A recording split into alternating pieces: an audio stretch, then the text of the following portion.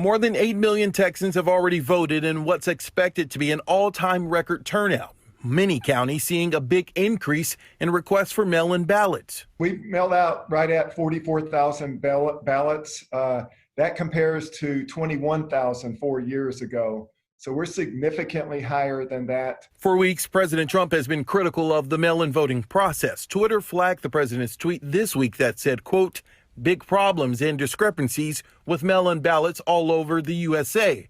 Must have final total on November 3rd. On Tuesday, while leaving the White House, Mr. Trump said this. It would be very, very proper and very nice if a winner were declared on November 3rd instead of counting ballots for 2 weeks, which is totally inappropriate, and I don't believe that that's by our laws. I don't believe that. Here are the facts. On election nights, when winners are declared, those are only projections. Election results are not official until weeks after the election. Is it uncommon or illegal for mail-in ballots to still be counted after election night? No, the mail-in ballots, as long as we get a ballot that's postmarked by election day, that ballot can come the day after election day and be valid. And then you have your overseas military ballots. So there is a process by law that you have to allow for some extra time for those ballots to come back in.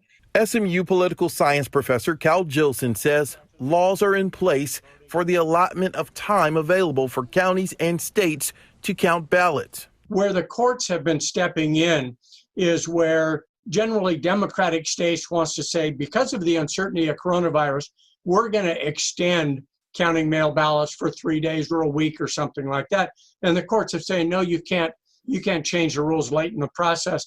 All that really means for the average voter is get your vote in. In Denton, Dallas, Tarrant, and Collin counties, nearly 80% of all mail-in ballots have already been received by election offices. With that said, Sherbet does not believe North Texas counties will spend days counting mail-in ballots. I absolutely don't see any onslaught of ballots coming in after election day to be added to the count. The ones that are postmarked by election day would be, in this county, maybe 100 or 200. And because we are so close to Election Day, officials say if you still have a mail-in ballot, they prefer you to put it in the county drop box so you can ensure that that vote will be there on or by Election Day. And just to give some perspective, Clarice, about 6,000 people in Dallas County alone had a mail-in ballot, wanted to vote in person, so they took that mail-in ballot to their polling location and voted in person instead.